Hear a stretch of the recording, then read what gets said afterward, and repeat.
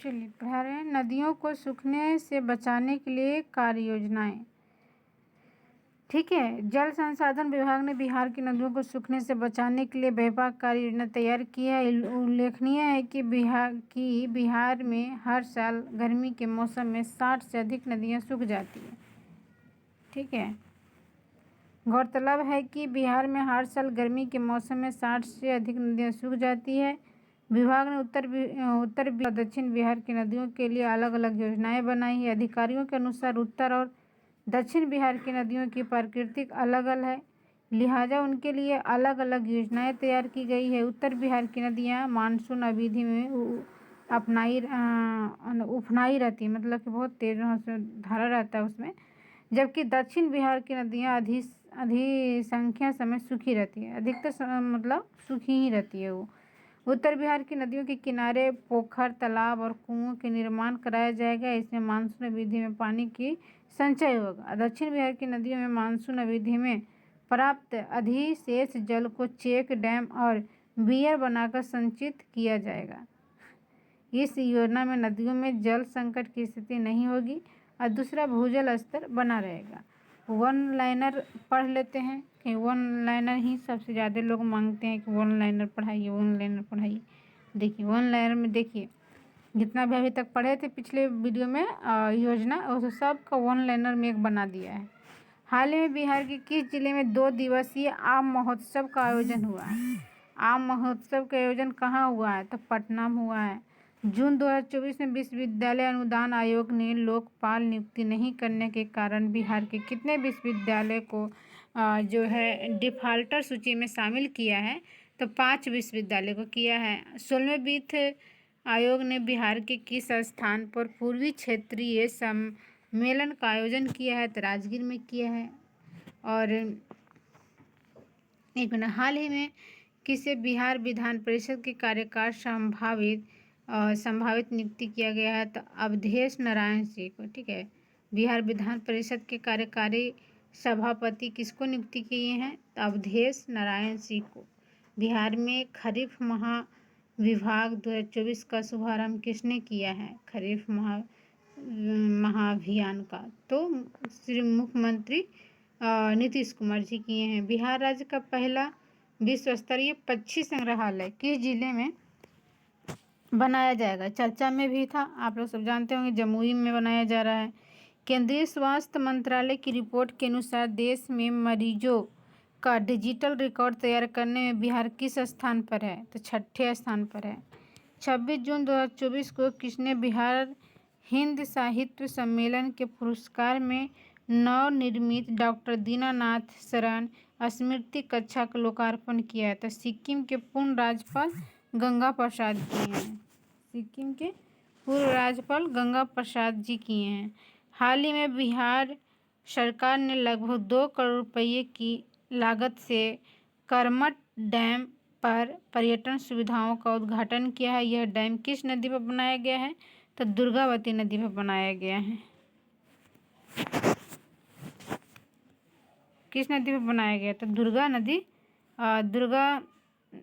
पर बनाया गया। पेरिस ओलंपिक के लिए चैंपियन होने वाली बिहार की पहली महिला एथलीट कौन बनी है? तो श्रेयसी सिंह बना है। कौन बना है? श्रेयसी सिंह बना है। 27 जून 2024 को बिहार के किस स्थान पर मुख्यमंत्री नीतीश कुमार ने 120 करोड़ की लागत से बने अंतर्राष्ट्रीय कन्वेंशन सेंटर का लोकार्पण किया है? तो वाल्मीकि नगर।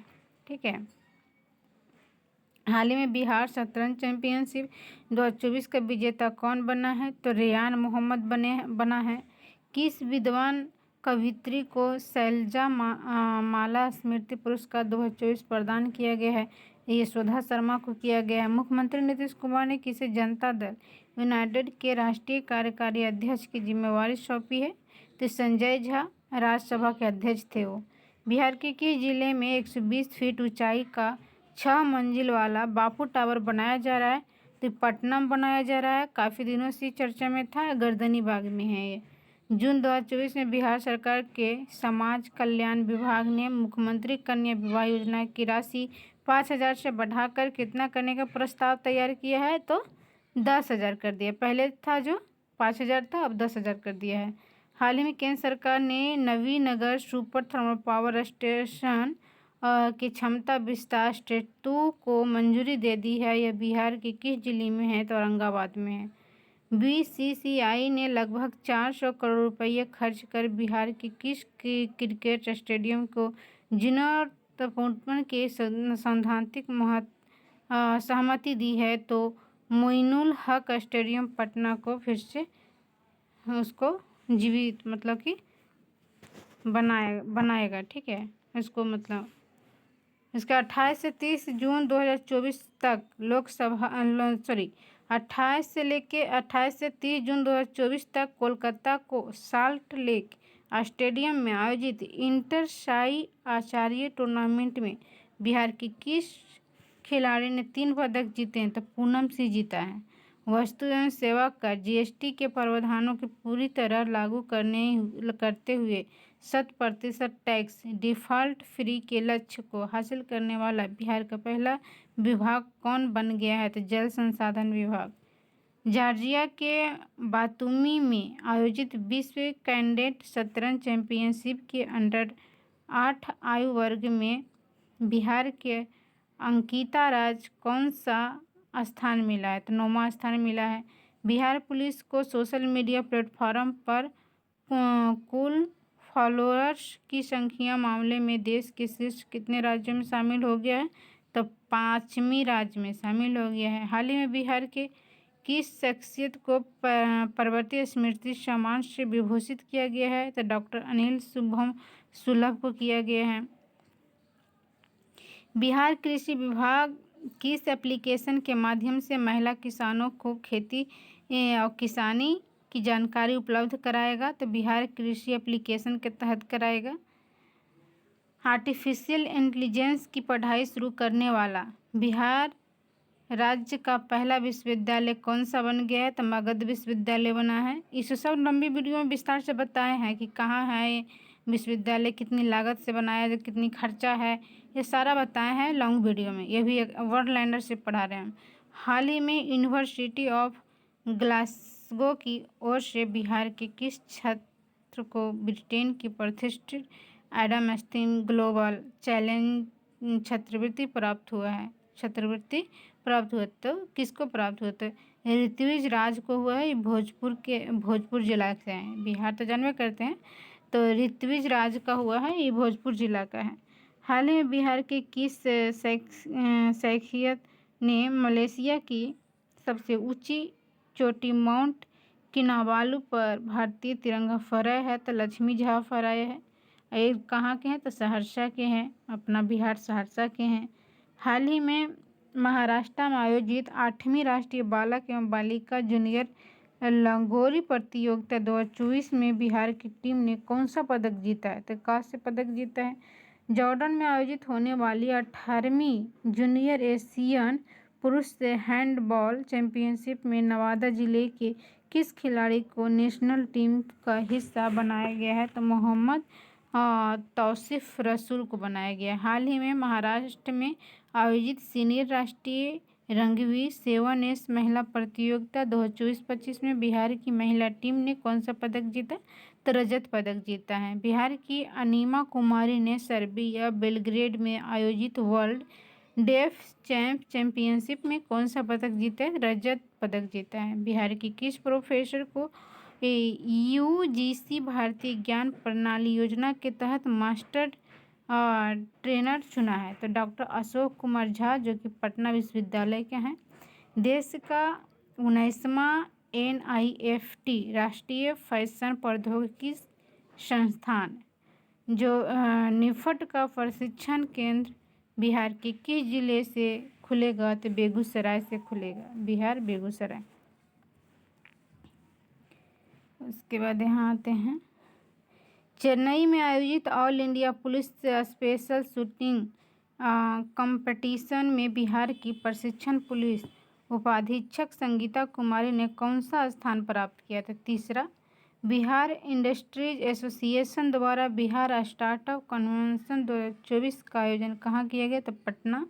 हाल ही में आयोजित फिल्म फेस्टिवल पटना सिनेफेस्टा का उद्घाटन उद्घाटन किसने किया है? तो ये डिप्टी सीएम विजय कुमार सिन्हा जी किए हैं। बिहार के पद्मश्री कलाकार पुरस्कार के लेखक कौन है? तो अशोक कुमार सिन्हा है। बिहार में नया टर्क हॉकी ग्राउंड कहाँ बनाया गया है? तो राजगीर में बनाया गया है, सब जानते हैं। बिहार में कहाँ खेलो India state centre of excellence का उद्घाटन किया गया है? तो पाटलिपुत्र स्पोर्ट्स कॉम्प्लेक्स पटना में। बिहार की किस शख्सियत को दुबई में एशिया बुक ऑफ रिकॉर्ड से सम्मानित किया गया है? तो डॉक्टर रजनीकांत को सम्मानित किया गया है। और वैश्विक IT company HCL technology limited ने बिहार में कहाँ अपना पहला इंफ्रास्ट्रक्चर डिलीवरी सेंटर शुरू किया है? तो उद्योग भवन पटना। बिहार सरकार द्वारा राज्य के सरकारी स्कूलों में शिक्षा की हाजिरी दर्ज करने के लिए किस मोबाइल ऐप का प्रयोग किया जाएगा? तो ई शिक्षा कोश। हिंदी में मेडिकल की पढ़ाई शुरू करने वाला बिहार देश का कौन सा राज्य बना है? तो दूसरा बना है। तो पूछ देगा पहला कौन बना है? तो पहला मध्य प्रदेश बना है और दूसरा जो बिहार बना है। ठीक है, हिंदी में मेडिकल की पढ़ाई शुरू करने वाला राज्य।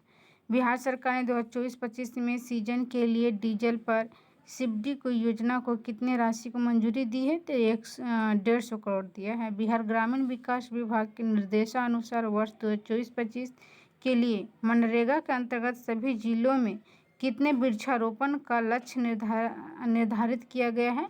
तो 1.77 करोड़, 1.77 करोड़। कविता संग्रह अनकहे अल्फाज के लेखक कौन है? पूछ देता है कविता संग्रह अनकहे अल्फाज के लेखक कौन है? तो सुनीता रंजन है, ये बिहार के हैं। बिहार के किस युवा वैज्ञानिक को अमेरिकी विश्वविद्यालय की हॉल ऑफ फेम में शामिल किया गया है? तो डॉक्टर रचना विधि छपरा के हैं ये। बिहार के किस कवियत्री को नेपाली भाषा के उपन्यास नीलकंठ में मैथिली अनुवाद के लिए साहित्य अकादमी अनुवाद पुरस्कार से सम्मानित किया गया है? तो मेनका मलिक मधुबनी। बिहार सरकार की किस कंपनी को बिजली और ऊर्जा क्षेत्र के प्रतिष्ठा स्कॉच गोल्ड अवार्ड से सम्मानित किया गया है? तो Bihar state power holding company limited को, BSPHCL को। मैथिली नाटक चेथड़ा भेल व्यवस्था के लेखक कौन है? तो संस्कृति मिश्र ने लिखे हैं। क्या है मैथिली नाटक? चेथड़ा भेल व्यवस्था के लेखक हैं संस्कृति मिश्र। ठीक है, नाम अजीब है पर इस तरह से हम 1 नंबर वाला पढ़ा दिए हैं। अब है राष्ट्रीय के महत्वपूर्ण के मुद्दे, राज्य व्यवस्था। अब ये हम जो है कल पढ़ाएंगे। नीचे देख लेते हैं कितनी है। हाँ, कल पढ़ाएंगे। आज के लिए इतना ही। 1 नंबरी वाला सब एक बार फिर से सुन लीजिएगा, 2-3 बार वीडियो करके याद रहेगी हमारे ख्याल से। चलिए ठीक है, बाय। हमारा चैनल को सपोर्ट कीजिएगा और सब्सक्राइब कर लीजिएगा, बहुत मेहनत कर रही हूँ।